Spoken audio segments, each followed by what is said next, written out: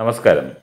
അപ്പോൾ ഒരു അഭിഭാഷകൻ്റെ കേസിൻ്റെ ഒരു വിശദീകരണമാണ് ഇന്നത്തെ ഈ ചിന്തയ്ക്ക് കാരണമായത്. അപ്പോൾ വളരെ കാലം വിദേശത്ത് താമസിച്ചിരുന്നുള്ള ഒരു വ്യക്തി 60 വയസ്സ് പൂർത്തിയായതിനു ശേഷം നാട്ടിൽ വന്ന് താമസിക്കുകയും വീട്ടിൽ എന്തോ ആവശ്യത്തിന് വേണ്ടിയിട്ട്, ഭക്ഷണ ആവശ്യത്തിന് വേണ്ടിയിട്ട് പുറത്തേക്ക് ബൈക്കിൽ പോകുമ്പോൾ ഒരാളിനെ ലിഫ്റ്റ് കൊടുക്കുകയും അദ്ദേഹം ഒരു ഗ്രാമീണമായ റോഡിൽ കൂടി ജംഗ്ഷനിലെത്തിയ സമയത്ത് പോലീസ് കൈ കാണിക്കുകയും പിന്നിലിരുന്ന ആളിനെ, അദ്ദേഹം ഇറങ്ങി ഓടുകയും പിന്നിലിരുന്ന ആളിനെ ഓടിച്ചിട്ട് പോലീസ് പിടിക്കുകയും പിടിച്ചതിന് ശേഷം MDMA അങ്ങനെയുള്ള മാരകമായിട്ടുള്ള ലഹരി വസ്തുക്കൾ കണ്ടെത്തിയപ്പോൾ ബൈക്ക് ഓടിച്ചിരുന്ന ഈ വൃദ്ധനായിട്ടുള്ള ആളിനെയും കേസിൽ പ്രതി ചേർക്കുകയും തുടർന്ന് അദ്ദേഹം 55 ദിവസം ജയിലിൽ കിടക്കുകയും പിന്നെ ജാമ്യത്തിൽ ഇറങ്ങുകയും ചെയ്തു.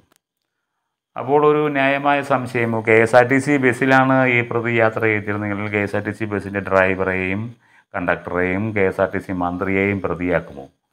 അതുപോലെ തന്നെ പ്രൈവറ്റ് ബസ്സിലാണ് യാത്ര ചെയ്തിരുന്നതെങ്കിൽ ഡ്രൈവറെയും കണ്ടക്ടറെയും കിളിയെയും ബസ്സിൻ്റെ ഓണറെയും പ്രതിയാക്കുമോ? അങ്ങനെ ഒരിക്കലും സംഭവിക്കില്ല.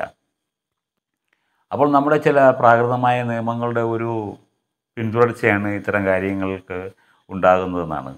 അപ്പോൾ നമ്മുടെ ഭരണഘടനയായാലും നമ്മുടെ നിയമങ്ങളായിരുന്നാലും ശരി, ഇന്ത്യ ഭരിച്ചതിന് ശേഷമല്ല ഇത് എഴുതിയിരിക്കുന്നത്. നമ്മൾ ചെയ്തിരിക്കുന്നത് കുറേ അമെൻമെൻറ്റുകളാണ്. അപ്പോൾ കൊളോണിയൽ ബ്രിട്ടീഷ് നയങ്ങൾ പിന്തുടർന്നു കൊണ്ടുപോവുകയാണ് ചെയ്യുന്നത്.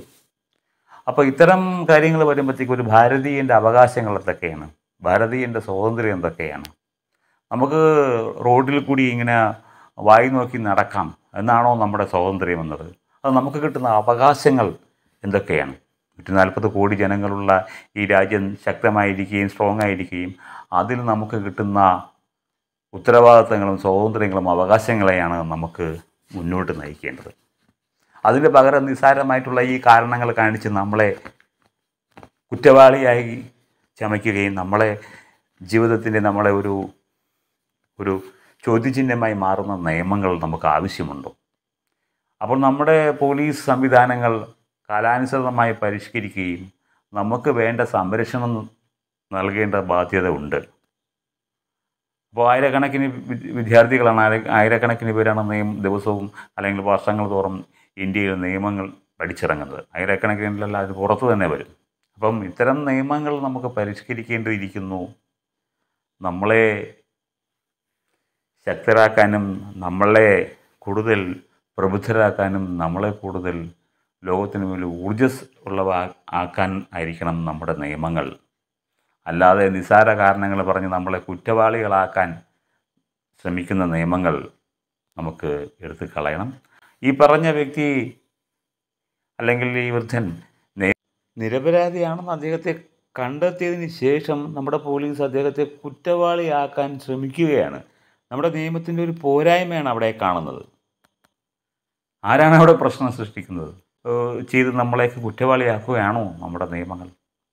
അപ്പോൾ ഇതിനെതിരെ നമ്മൾ ചിന്തിക്കണം. നമ്മളെ നിസ്സാര കാരണങ്ങൾക്ക് കൊണ്ട് കുറ്റവാളിയാക്കാൻ പാടില്ല. ഒരു ലിഫ്റ്റ് എന്നുള്ളത് ആരും കൊടുത്തു പോകും. അത്തരം കാരണങ്ങളല്ല വേണ്ടത്. കാര്യം നമ്മുടെ രാജ്യത്തും ഇന്നും മെച്ചപ്പെട്ട ഗതാഗത സംവിധാനങ്ങളൊന്നും ആയിട്ടില്ല. അതുകൊണ്ട് നമ്മൾ ഗ്രാമങ്ങളിലൊക്കെ സഞ്ചരിക്കുമ്പോൾ ചിലപ്പോൾ ഒരു ലിഫ്റ്റൊക്കെ കൊടുത്തു പോയി എന്ന് വരും. അത് നമ്മുടെ ജീവിതത്തിൽ നമ്മളെ കുറ്റവാളിയാക്കാൻ പാടില്ല എന്നുള്ളതായിരിക്കണം.